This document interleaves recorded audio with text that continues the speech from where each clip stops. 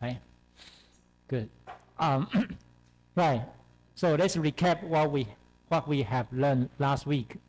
Last week we want to know some information about the point, direction, and plan in a unique cell, right?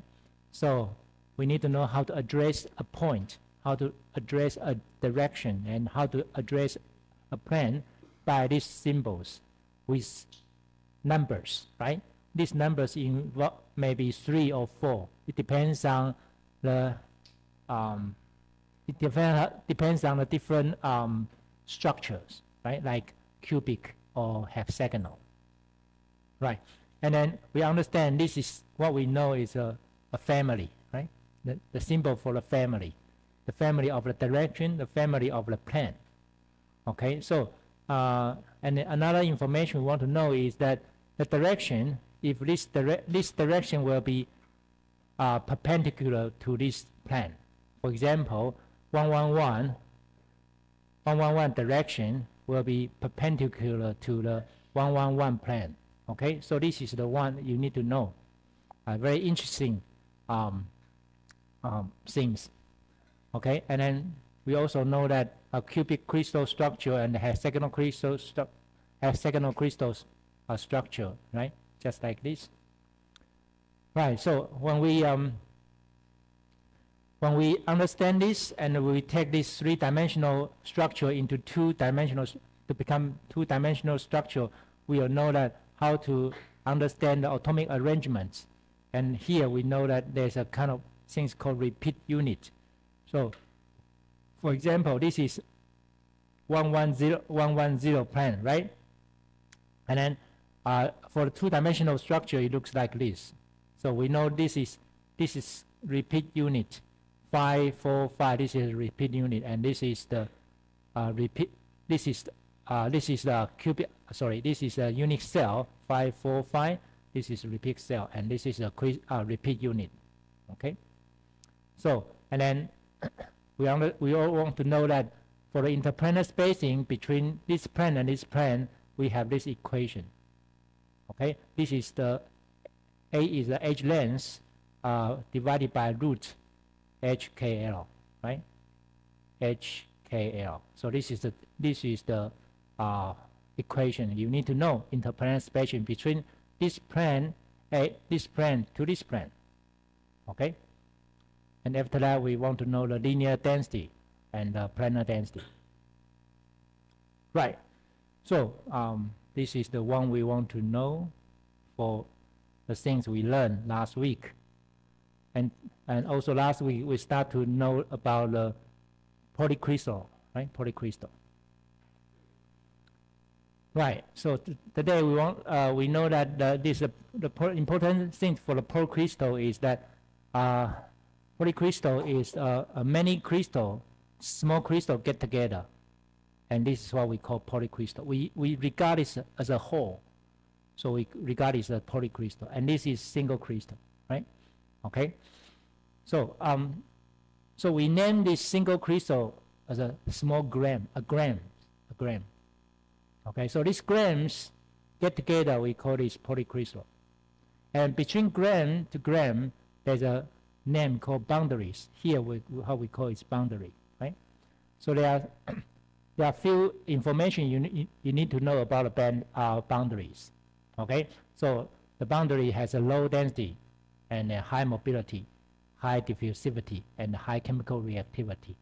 You may compare this grand boundary. The properties between this boundary and the bulk material. This is the differences between the grand boundary and the bulk material. Okay, and in the end of the lecture last week, we have a video for you about the solidification, how to make an object using liquid metal, and liquid metal becomes solid, so you can make an object, right? So while the liquid become solid, we call this solidification, and then they will make grams, right? There are two types of grams. One is called equal acid gram, Okay, this is equal hexagram, which is very small grams, and there's an irregular shape. And you cannot tell, it's just irregular. Okay, another one is called colonel. The colonel is an elongate shape. It's a long kind of grams. So there's a direction. Okay, there's a direction. Right. So it's interesting when you have a rapid cooling. You have a equi-exit grams. When the temperature is not suddenly dropped, which is not rapid cooling, you will get the gram like this. Okay, so today we are going to talk about another information, which is anisotropic and isotropic in the solid material, in the crystal material or polycrystal. So why is isotropic? Why is anisotropic? So in terms of single crystal, for example, this is a unique cell, right? So unique cell, repeat, you have a single crystal. So what is the isotropic and anisotropic property? Let's take a look at this first. The physical properties of the single crystal of some substance depends on the crystallographic directions in which the measurements are taken. You know, the linear density of this and linear density of this direction is different, right? So that means that when you give a force to this direction and give a force to this direction, and you want to change the shape of this unique cell, the force will be different because the linear density is different, right? I hope you still remember I told you that the planar density and linear density, they will change the property of the material. Okay, so this is isotropic and anisotropic. What's isotropic? Isotropy is that the substance in which measured properties are independent of the directions of the measurements are isotropic. So isotropic means that even each direction will show you the same properties in terms of maybe mechanical property, electrical property, or optical property. In all directions, it will perform the same. So this is what we call isotropic, or the property, physical properties. So what is anisotropic? Anisotropic is that it's directionality of the properties. So this direction and this direction, the property of in terms of the property of mechanical property, electrical, thermal, optical, it might be different. Okay, so electrical conductivity, elastical modulus, index of reflection are different in the 1, 0, 0 and 1, 1, 1 direction. Okay, so let's take a look of the anisotropic in single crystal. For example, this is a BCC structure, which is 414, right? 414. So property vary with direction. This is what we call anisotropic. Okay, and then the example is the modulus elasticities in the BCC ion. This is the BCC ion, and then if you give a force to this direction, 1, 1, 1, parenthesis 1, 1, 1, and then if you get a force to this, so this is if you take a look of two-dimensional structure, it looks like this. So you give a force from here to here. For example, you pull this crystal from this direction. Okay, how about this? So the force you need is about 2,703 gigapascal. Okay, the pressure. Okay, and how about this direction? For example, this is 1 parenthesis 100 direction. If you take a look of the two-dimensional structure repeat unit, it looks like this. That means you pull like this way or this way.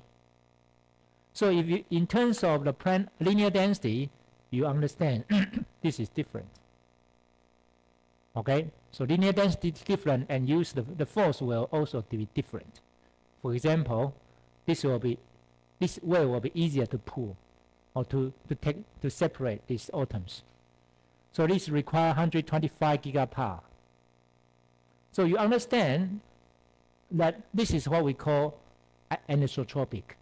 If you do different things in different, if you do the things in a different direction, you got different properties. In terms of this is a mechanical property, right? This is what we call anisotropic.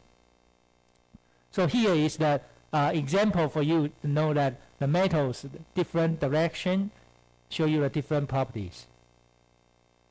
Okay, just for your information. Some of them, as you can see, that aluminum, copper, iron, tungsten. Okay, anisotropic. So anisotropic will be affected by the symmetry of the crystal structure. For example, this is a very good symmetric, right? This is we call asymmetric crystal structure because the A doesn't equal to B, doesn't equal to C. Alpha angle doesn't equal to beta angle, doesn't equal to gamma angle. But this is a very high symmetry, right, in 3 dimensions. So the extent and the magnetic of the anisotropic effect in crystalline materials are functions of the symmetry of the crystal structure. So this is high symmetric structure, and so the anisotropic effect will be low. Okay, this is a symmetrical structure, highly asymmetrical structure, and then the anisotropic effect will be high because the different direction show you the different property. So this is that's why we call anisotropic effect will be high. So the structural symmetry low, anisotropic will be high. Okay? So this is symmetric low and anisotropic high. Okay? So one of the, this is conical, triclinic structure are the highly anisotropic compared to other crystal structures. Right. So that's the things we talk about. The things we just talked is for the single crystal structure. How about for the polycrystal structure?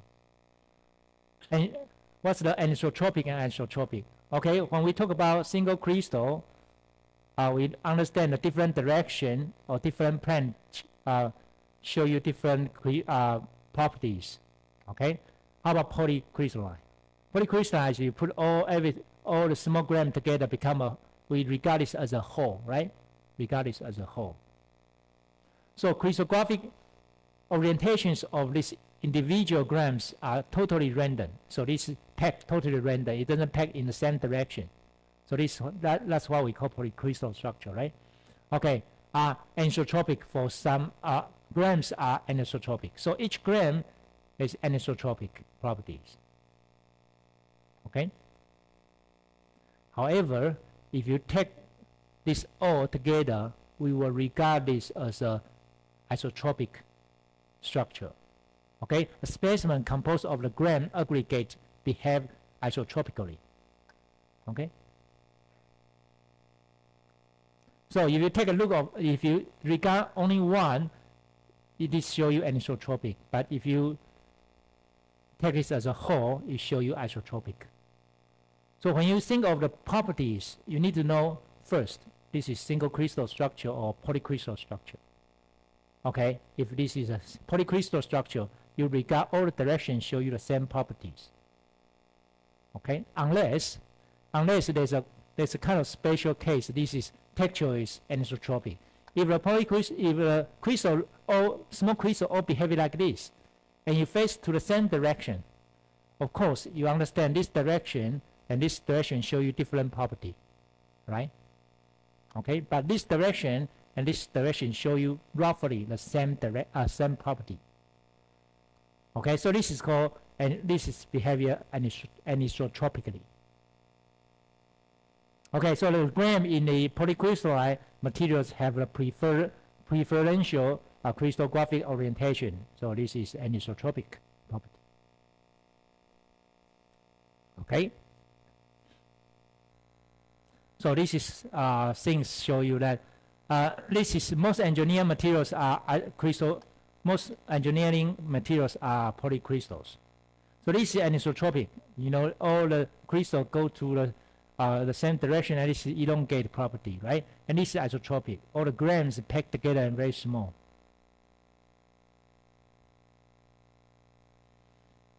Okay, so just show you this.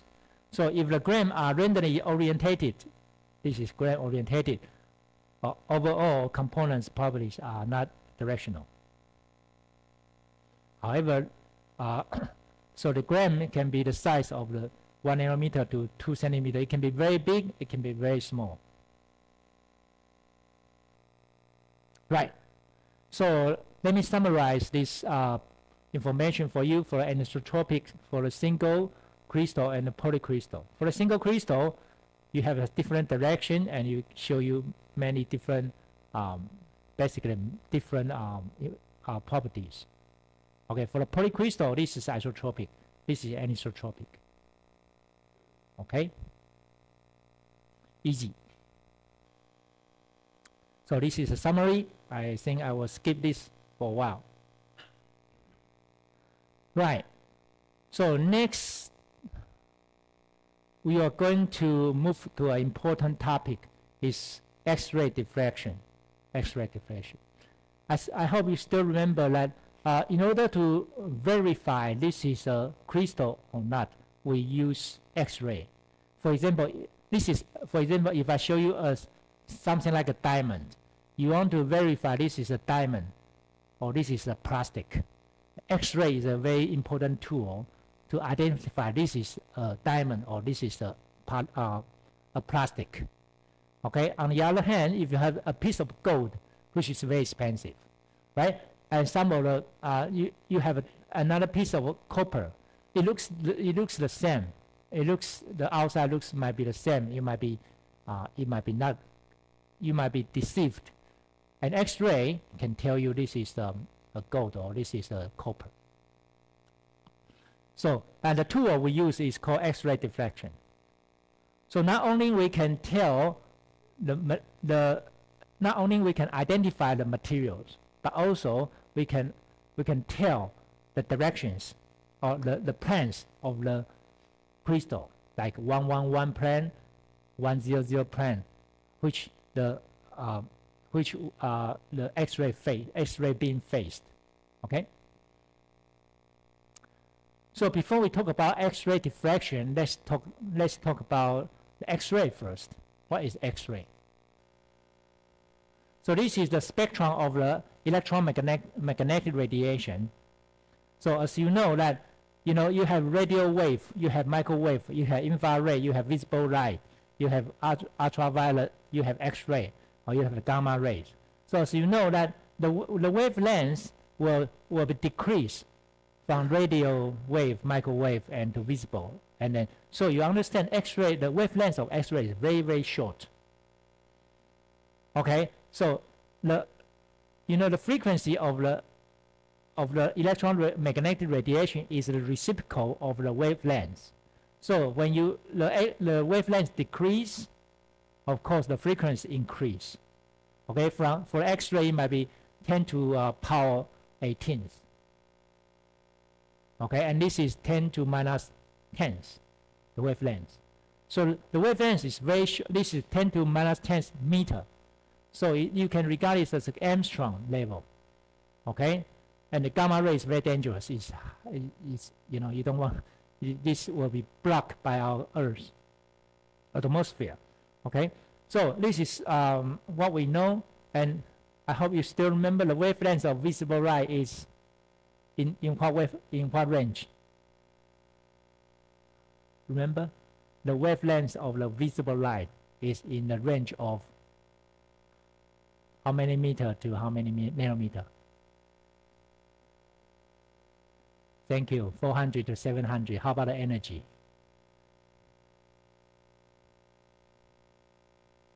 That's right. 1.8 to 3.1. Thank you. Thank you very much.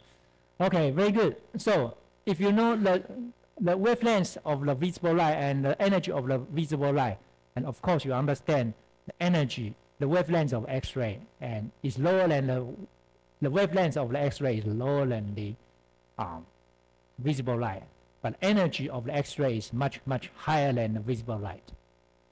Okay, because frequency is if frequency increase, the energy increase, right? I hope you still remember Planck-Einstein equation. Right. So X-ray actually is a electromagnetic radiation. So the wavelength of the X-ray is in a range of the 0.001 nanometer to 10 nanometer. So from 10 nanometer to 0.001 nanometer is the range of the X-ray. Okay. But normally we so how if you know the wavelength, now of course you need to know the energy of the X-ray, followed by this Planck-Einstein equation. And then you understand if I put a unit on this here, and this will be 1240 it's 1240 electron volt, right? And this is nanometer. So if we regard X-ray, let's say the wavelength of X-ray normally we regard it as a 1 angstrom, which is 0.1 nanometer, and between this range, right? So the energy will be the energy will be 12,400, right? Will be 12,400 electron volt per 1 atom. So the energy this energy is very big. Okay, so that's why if this photon energy is very high, you don't want this photon to shoot your body because it's too high. You damage your body, right? So you don't want to expose yourself to the X-ray for a long time. Okay. So how can we produce this energy? How can we produce X-ray? Okay.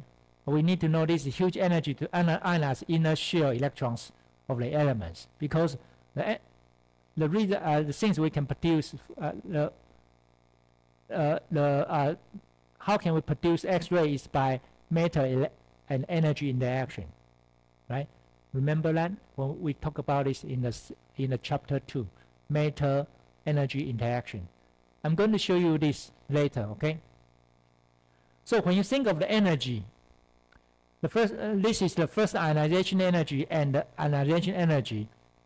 So so for hydrogen, you know that for the hydrogen atomic model, you understand E1 equal to minus K times Z. Z is what's this?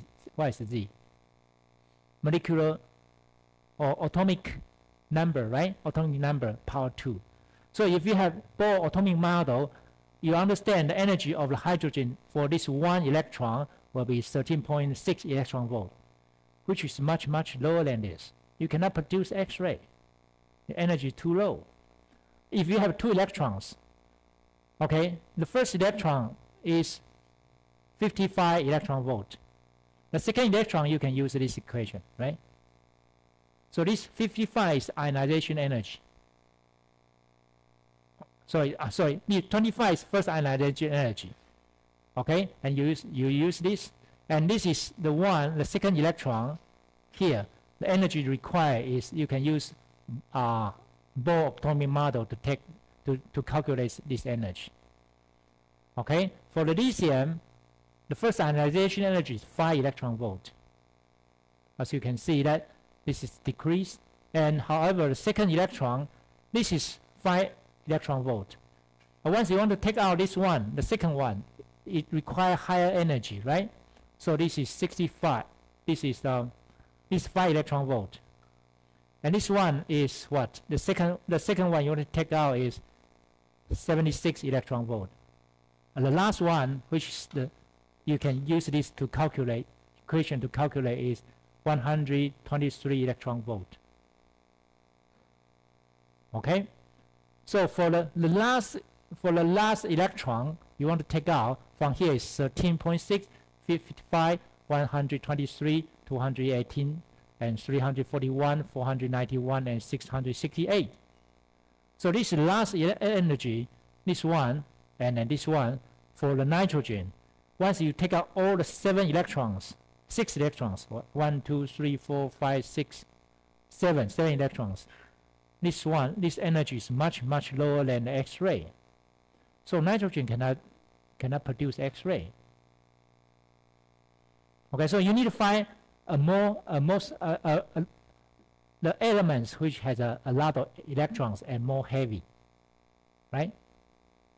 Okay, so as you can see, you have some ideas. If you want to produce an X-ray which has the wavelength of X-ray is 1 angstrom, and seems these elements are not qualified to make X-ray. Okay. So how can we make X-ray? The generation of X-ray, we use gas discharging tube. So if we put the nitrogen here and we take out 7 electrons, the energy is not enough. Okay, so let's recap what we have learned about gas discharge tube. The first time we learned is light spectrum of hydrogen. Remember, there are 4 quantized there are 4 discrete wavelengths. So we understand the energy of the electron is quantized. So this is angstrom, right?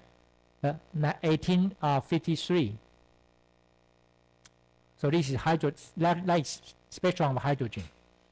And I hope you still remember Zygmunt and Schoch, they use magnetic field and electrical field to split the energy. Okay, so you have 2nd quantum number. So at least 3rd quantum number. Remember? Okay, then Planck tell us that not only hydrogen energy, the electron in the hydrogen is quantized, but also mercury is the energy of the electron in mercury is quantized too.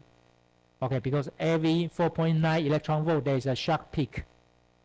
Right? Remember? Okay, so not only hydrogen, but if you have multiple electrons, the energy is quantized. So this is 1914. Okay. However, before the Stock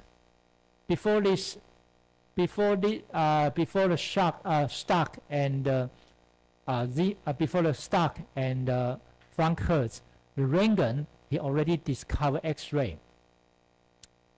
by putting some element, by putting a target, not elements. Okay, at a high voltage, and high voltage is about 35,000 volt, which is very high voltage and a very low pressure. So he found something different. So this is the way he found. Okay, he used a very high voltage and then to let electrons shoot to the anode. And then there's one time he showed the light show up. Of course, the light show up and very shining. But he put a cloth.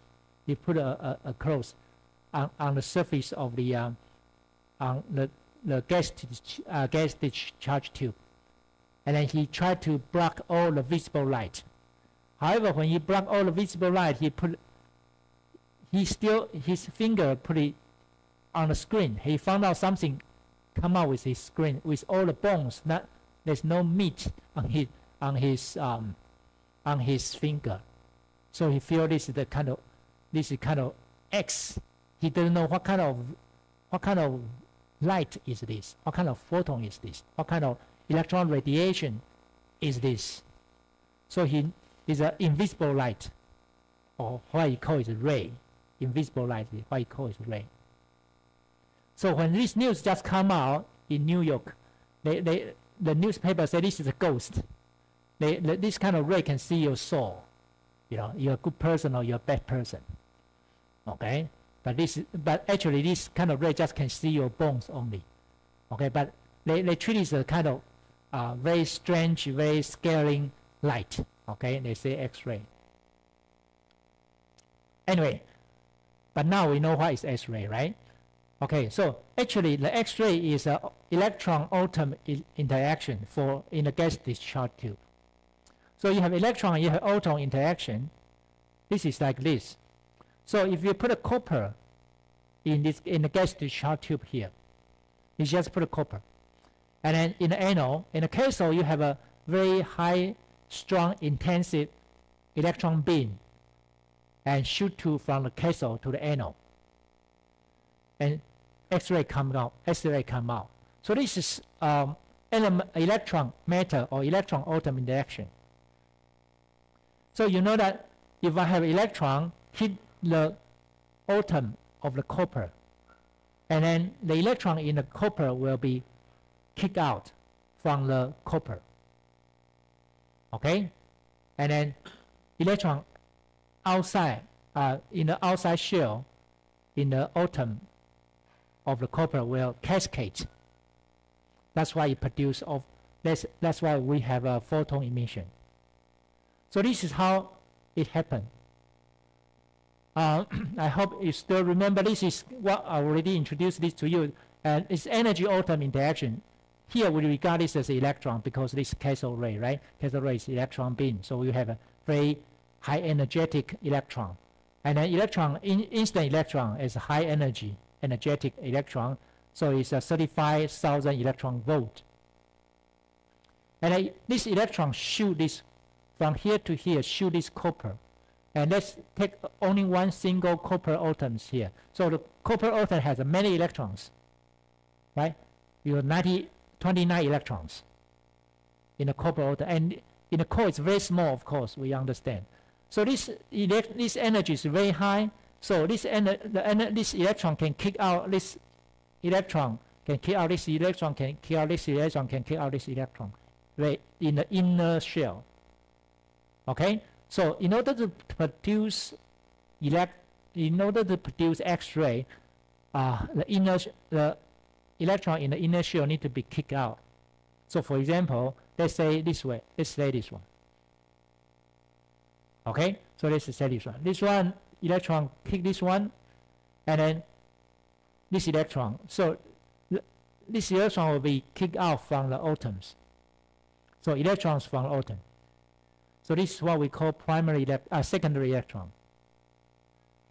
Secondary electron come out, and this electron will be, because this electron, the energy is so high, so this electron also come out from this atom, and this is what we call scatter electron, or we call primary electron. Primary electron. This is secondary electron. Of course, the energy of this electron will be lower than the energy of this electron because there's energy exchange, right? So now there's a vacancy in this shell for the electron from the outer shell to fill. It can be this vacancy can be filled from this electron, can be filled from this electron, can fill from this electron. But you'll give you a different energy, right? You'll give you a different energy. This energy will be higher than this one, right? Okay, that's why if you have some inner electron come out from the inner shell, the electron fill in, or we call cascade from outer shell to the inner shell, and light or photon will be produced. It depends on the energy of the photon. It can be visible light, it can be X-ray, it can be infrared. Okay? I hope you remember. I hope you still remember Rybert equation. We talked about this before. So let's say from the 1s, this is the 1s copper. The copper here is that if you take out the last electron, the one which is, this copper 28 plus means what? You have only one electron in this atom, okay? And let's use hydrogen model, which is Bohr atomic model, to calculate energy. And after we calculate 11.4 K electron volt, which is less than 35,000 electron volt. This is what? 11,000, right? This is 35,000. Okay, so this is less than 35,000 electron volt. That means what? This electron energy is enough to take out the electron in the copper atom. Okay, even in the most heavy, most energetic electron in the copper atom. Okay, so this is good. Energy is good. So that's why this can, and then you need electron to fill this shell, this vacancy, so you can produce X-ray.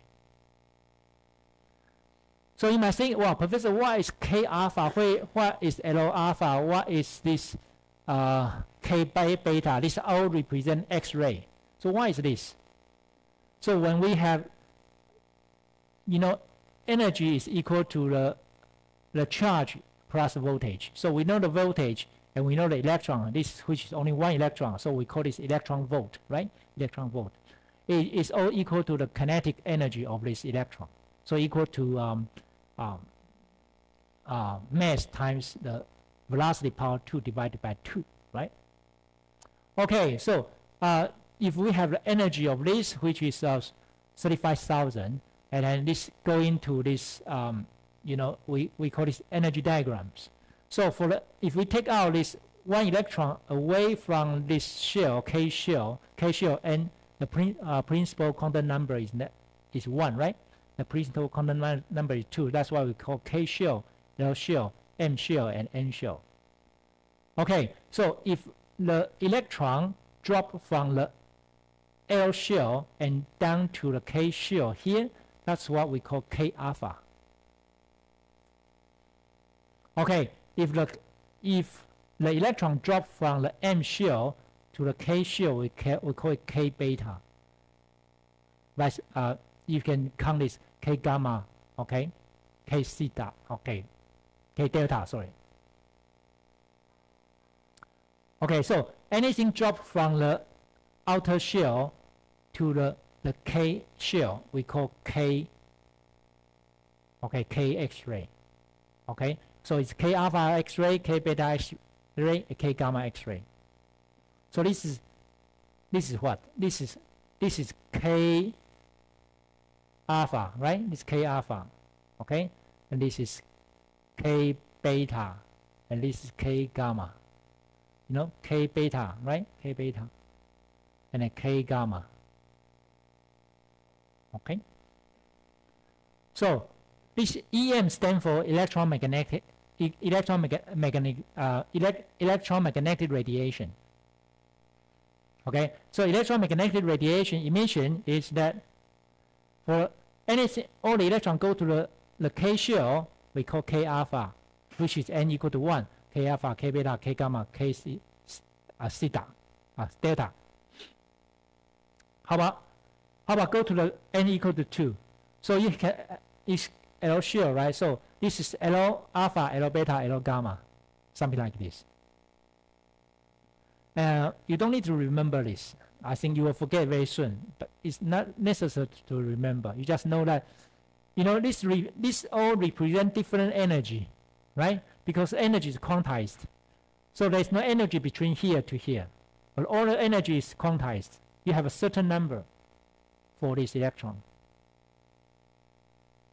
Okay, how about the M shell, which is M alpha, M beta, M gamma, something like this. Okay? So, hope you remember this is hydrogen spectrum. Hydrogen spectrum, you have Lyman series, which is UV light, right? Balmer, remember Balmer series, and there are two. Excuse me. Okay, this is Balmer series. Okay, this is Paschen series, which represent IR ray. Okay, there's no X-ray. No X-ray. However, so this is Rydberg equation, remember? For only single electrons. How about copper? Copper has a very complicated spectrums, right? So because this is different. So as you can see, this is an energy level diagram here to show you the same as before, the same I just showed you. As deep, they are small. They are, because energy states, you can have two energy states here. Okay, so for the copper, the K alpha 1, which is 8048.1 electron volt, which is KL3. KL3, this K, right? L3 is here. So this is the one what we call K alpha 1. And there's a K alpha 2 because there are two energy states here. So for lambda copper K alpha 1, which is 1.54 Armstrong. So this is the wavelength of the copper from the K alpha 1. And this number is important because nowadays the X-ray we use is all from copper.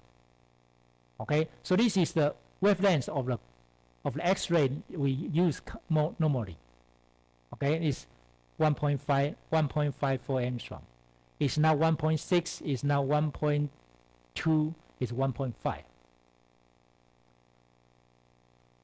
Okay, so for K alpha 2 is this, which is we call this different definition. Okay, this is KL2. Okay, so this is KL1. There's no name for the K alpha something, but this is KL1. Of course, you understand now this is more specific definitions. Okay, so K beta, you have K beta, K gamma, etc., etc. So, just now I told you the X-ray of the K alpha 1 for copper is 1.5 Armstrong. So this is a characteristic X-ray of the copper. So if the X-ray come out as 1.54, you will know, wow, this target is copper. It's not silver. It's not gold. This is copper. So once the X-ray come out, you will know which this unknown. What is the material of this unknown? What is this material? Okay. So this is just for your information. This is energy level, right? This is electron configuration. This is quantum number. Okay. And then this is there are two definitions. This is Segbon notation. This is IUPAC notation. This is a different notation. Okay. This Segbon we just talked is K alpha 1, K alpha 2, K alpha 3. This is in the very beginning of what the scientists found. They give the name of this ray, X-ray. But however, to be more precise, we have IUPAC notation with definition, and they give you the different. They give you the energy and the wavelengths. Okay, so now we understand this is more precise, but we already know this use this for a long time. So now we always use this copper K alpha 1, okay, as a notation. So this is copper, right? So you can have many possibilities of the X-ray. So for the copper, for example, let's plot the intensity versus the wavelength, okay, in this way. So you understand the wavelength, the energy will increase, right? Increase from here to here. However, you need to know the intensity. Intensity is how many numbers of this electron, right? So this energy of this electron and these numbers of these of the electrons, of the photons, I'm sorry, for the photons. Okay, so you have a K alpha, you have a K alpha 1, K beta, and then the K alpha 2. So it looks like this. You can plot the wavelengths and you can plot the intensity. So for the copper, the high intensity is K alpha 1. That's what we need to, this is 1.5, 1.54 Armstrong. So we want to get this highest intensity for the applications, like X-ray application, like X-ray scanner, right? When you go to the airport, you need to have X-ray scan. You need to have when you go to the hospital, you need to have X-ray scan, right? For your alarm. When you go to the airport, your luggage need to be scanned by X-ray, and then they want high intensity of X-ray, so that they can find out details of your luggage. Okay. So this is the characteristic X-ray of the copper and located in this wavelength. So once you come out with this plot and you have the number of this, you know, wow, now I know this, the target is in a gas discharge tube is copper or silver or gold, for example. So that's why we call this characteristic X-ray of the copper. So of course we have characteristic X-ray of the silver or characteristic X-ray of the gold. For the copper, the K alpha is 1.54 angstrom, right? K alpha 1. For the beta, it's 1.39. Okay, and of course the L region from L, this is K, right? This L region from here to here. Of course, you know that this is not power enough, so the wavelength is longer.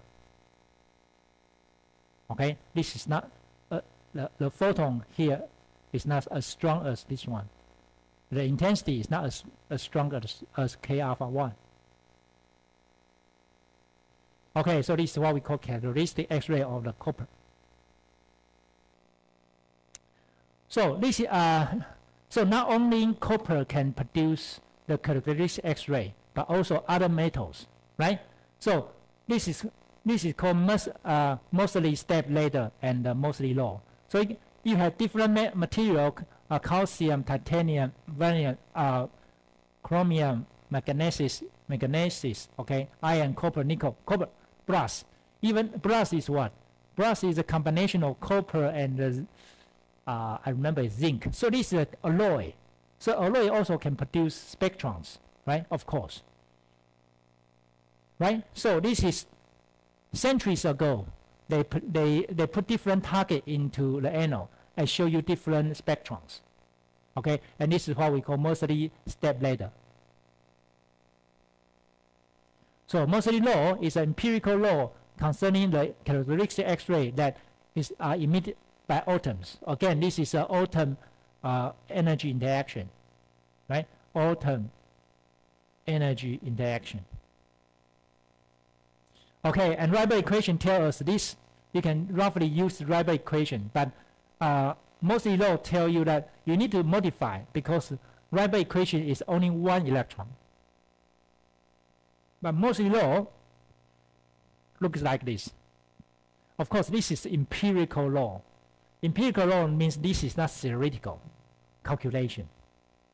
This equation is not obtained by theoretical calculation. It's empirical. When you do experiment and you put some numbers here, and then you got the right answer, and they might ask you why you put this number here. You say, I don't know, because I put the number here and I got the right answer.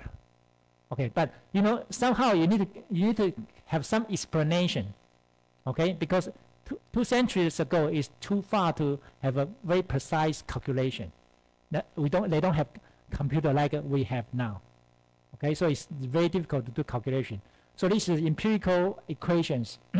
Of course, the important thing for this equation is this one, right? This one. So what is this? This is how we call screen factor. Screen factor for the K alpha line, we use 1 because there's no screen. For the beta, 7.4. For the beta is 7.4. Why? Because there's a kind of screen effect. There are 8 electrons in the shell. So in total, so maybe, wow, let's say it's less than 8. Okay, then maybe 7.2, 7.5. In the end, it's 7.4. Okay, I don't know. I just guess. I don't know what he think. But anyway, this is called screen factor. So for L to K, which is 2 to 1, there's no screen effect. So we have 1 here.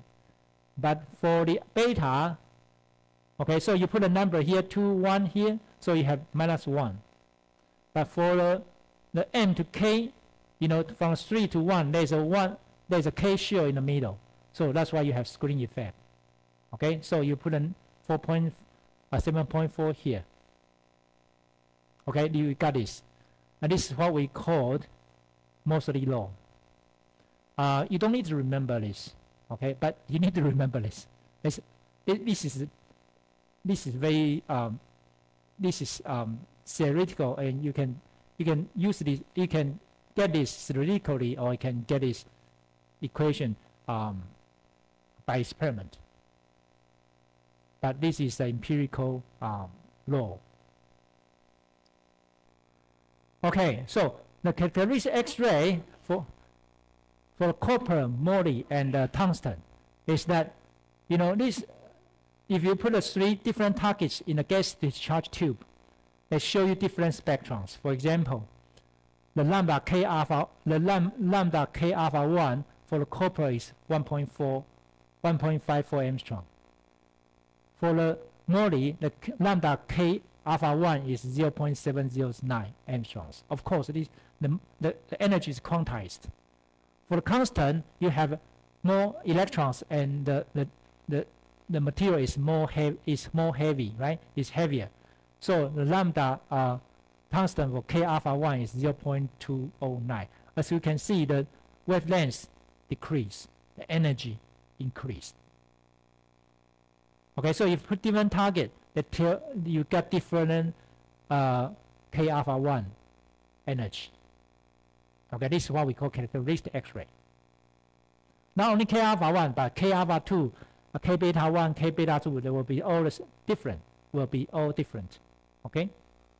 So the value of the different kind of the transition energy, like K alpha, K beta, L alpha, A beta, and so on, for different elements can be found in NIST X-ray transition energy database. So you don't need to worry about this one, because you can check this. You can check in the internet, you can find out the database. So once you put an unknown material in a gas discharge tube, and you got a spectrum, and telling you that you have the wavelength is 1. So once you got a spectrum, you just take this spectrum to the database, and the computer will tell you what kind of spectrum meet the requirement, meet the spectrum you just provide. Okay. Right. So this is the information I want you to know. So characteristic X-ray is very important. So these are some of the details. Okay, just for your information. So the characteristic X-ray is discovered by this gentleman. He is 1909. He got Nobel Prize in 1917. Okay, characteristic X-ray. But most important is that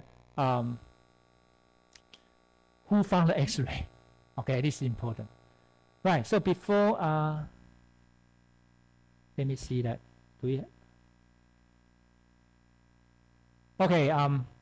So we still have a few things to talk, but I think I will stop here first. Okay. You know the characteristic X-ray, and then now. Right. Just now we talked about characteristic X-ray, right? So so now this is the identification of the element. As I just told you, if you put an unknown metal or unknown alloy or unknown material into the gas discharge tube, and then use a very high voltage electron beam to shoot the metal, and you will get spectrums. And once you collect the spectrums with the wavelength and the intensity, and you can put this spectrum into the database, and computer will analyze this spectrum and tell you what kind of elements or what kind of metal in the gas discharge tube. So this is what we call identification. So this is important, which is characteristic X-ray is kind of fingerprint for the metal, for the material, right? Emitted when outer shell electrons are filled with vacancies in the inner shell or atom. Releasing X-ray in the patterns that is a characteristic X-ray in each element. Remember, if you have a low energy electron beam, there's no way for you to produce X-ray. You need to use high energy electron beam. So there are many tools can give you the information nowadays. Okay, For example, like XRF, we call X-ray fluorescence spectrum, or energy dispersive X-ray spectrum, we call EDS, or wavelength dispersive X-ray spectrum, we call WDS. These are all element analysis. Okay? So this kind of analysis cannot tell you this is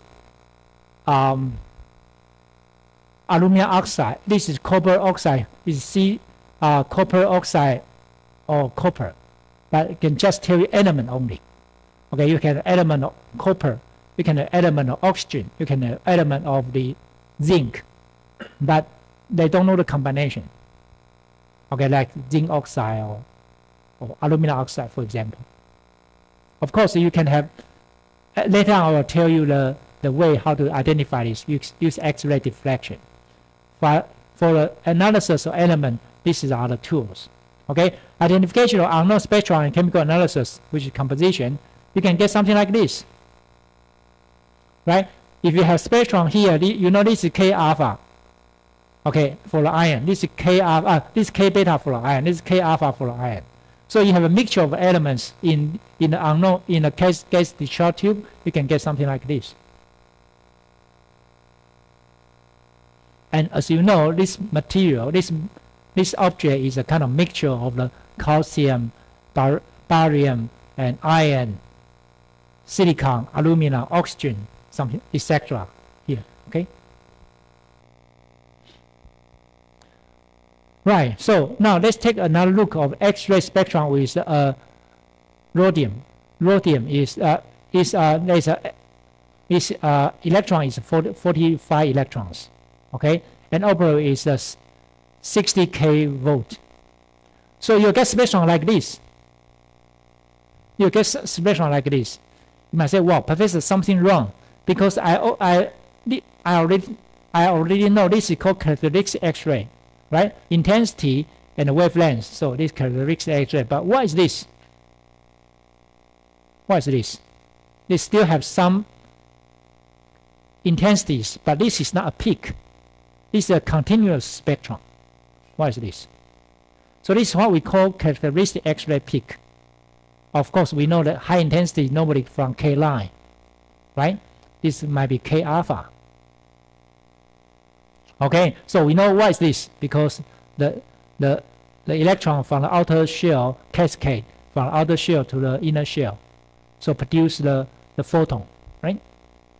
Okay, another spectrum come out with a continuous curve. We call this Brastronheim X-ray. Brastronheim X-ray. What's Brastronheim X-ray? Brastronheim X-ray is a continuous curve. Is due to the Brastronheim. Brastronheim is a name of a German.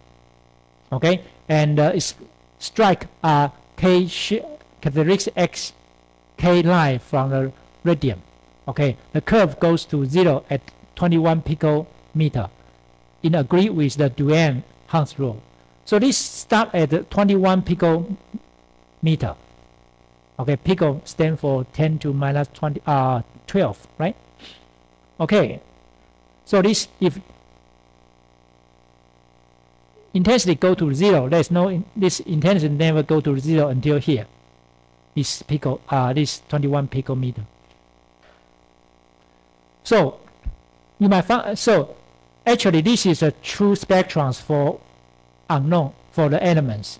For if you have a material 1A, if material A, you produce this peak like this K line, this L line, and this is a continuous, we call Brastronheim X-ray.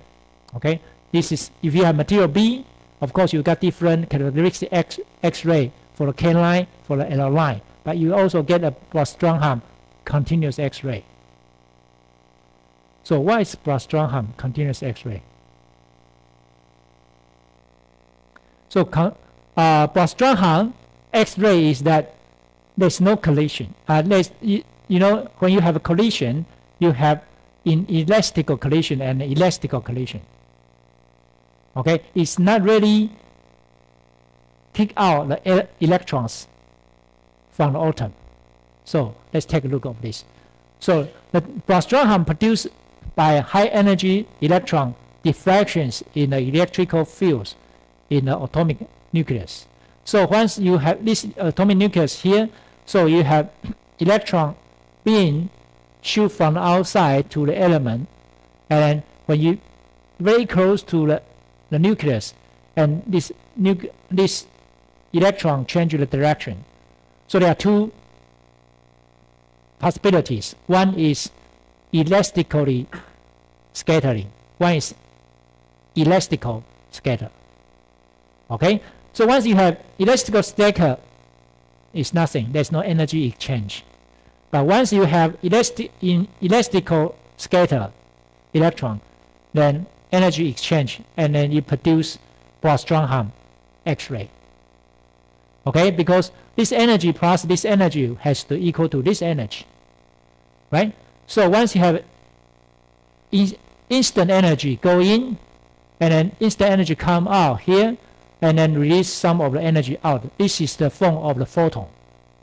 So this one plus this one equal to this one. So, right? So that's why this is the form of the X-ray. So this is what we call Bragg-Strongam X-ray. And it's continuous. You know, it can go to this way and then go this. So it's continuous. It's not quantized. So Bragg-Strongam has a continuous spectrum which becomes more intense and whose peaks intensity shift toward high frequencies as the change of the energy of the deceleration particle increase. So this is what we call well-shaped curve. 金鱼 well-shaped curve. This is called Bragg-Strongam X-ray. So actually, if you have X-ray, this is low scatter, right? This is low scatter. And this is high scatter because energy, the photon energy is high scatter, angle scatter. Okay? So Duhem-Hunt's rule is like this. You know, this is the same. Okay? This energy of the instant energy from the instant electron is charge times voltage, right? So you have electron volt equal to what? Energy emitted from the emitted photon. The emitted photon is Planck constant times speed of light divided by lambda. So this one equal to this one. That's what we call Duhem-Hunt's law. Easy. Okay, so you have the shortest wavelength. Of course, you can find the shortest wavelength is here. So there is no energy exchange. And the n here is lambda SWL, which is, and if you want to find out this one, of course, you use 1240 divided by electron volt. Okay, so you can get this one. Okay, there are some explanation of the Bragg-Strongam X-ray. Please read this by yourself. So now let's summarize the X-ray spectrums.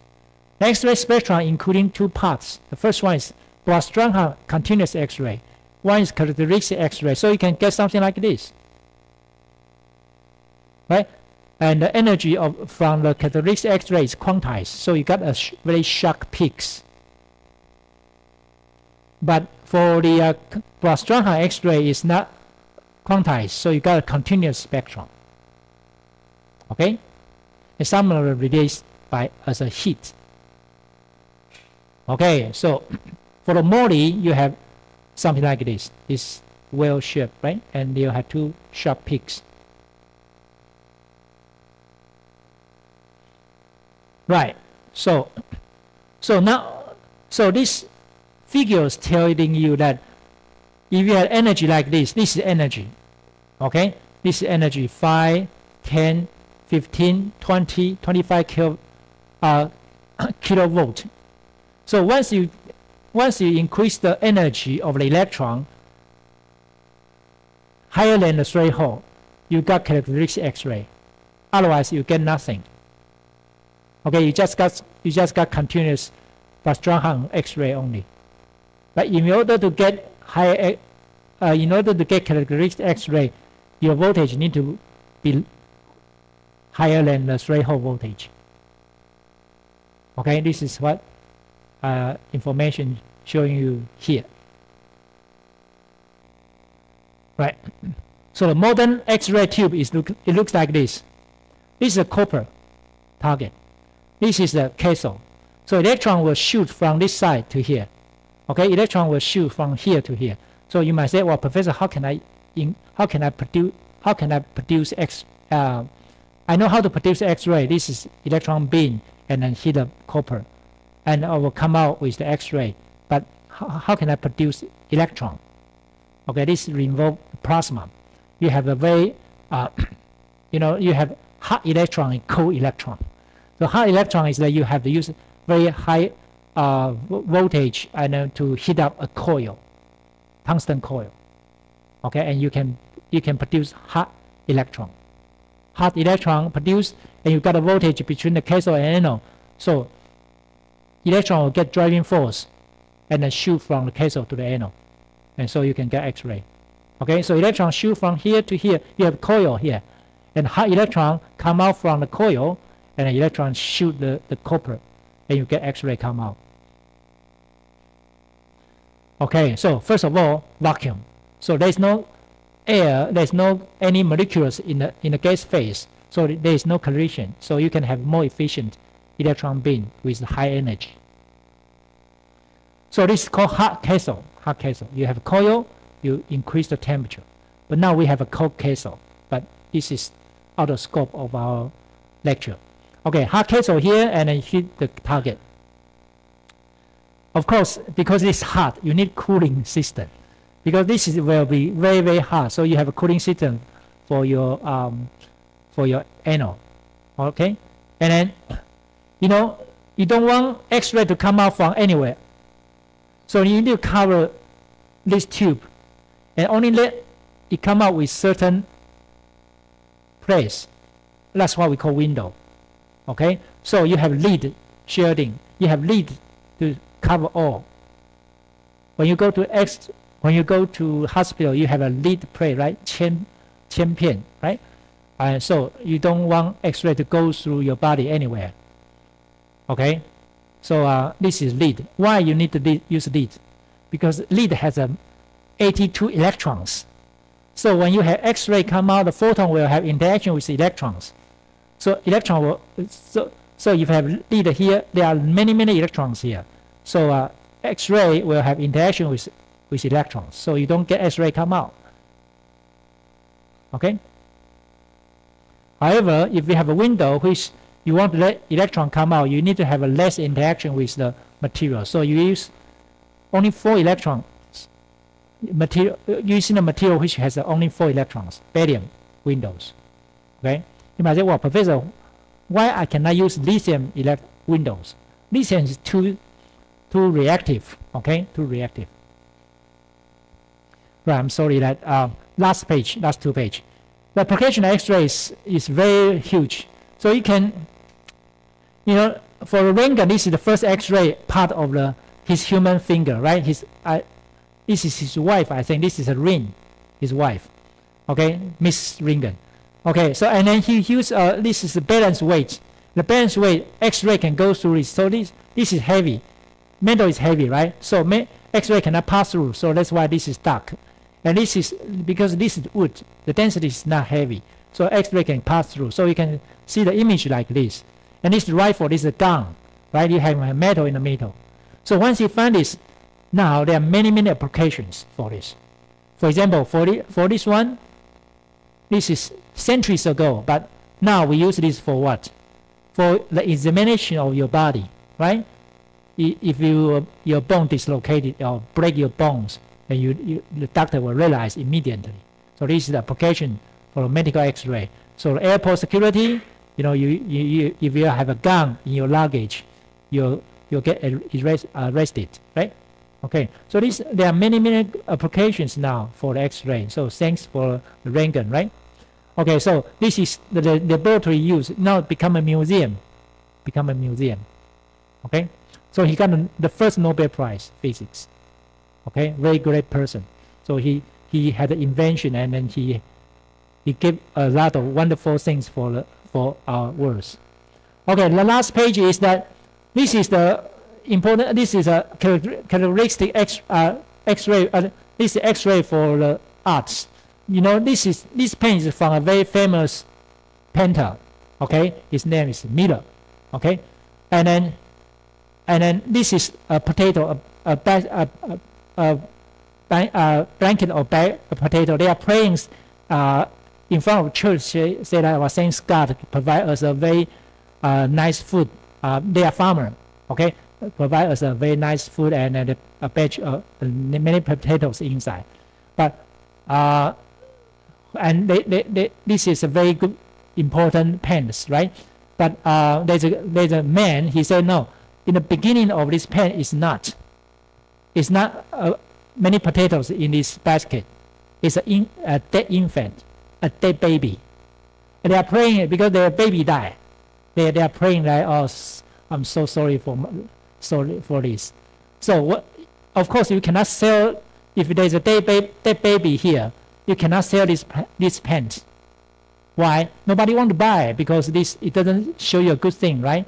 So the painter, this artist changed to this dead infant to become potato, and it become you can sell a lot of money for this. So why people think what he say, Daddy says is true? It was an infant. Why? They use X-ray. They found out there's something they changed things here. So now they know that in the original this is a dead baby on the basket, but you cannot sell a good price with these pens. So you change and you become famous. Okay? So this is the application of X-ray. Of course, this is another one. They changed the Chinese character from this to this. And you use X-ray and they find out, yes, it is. Okay? Right. So that's it for the information of X-ray, and then next week Friday we'll start to talk about X-ray diffraction. Right. I'm sorry to take your time.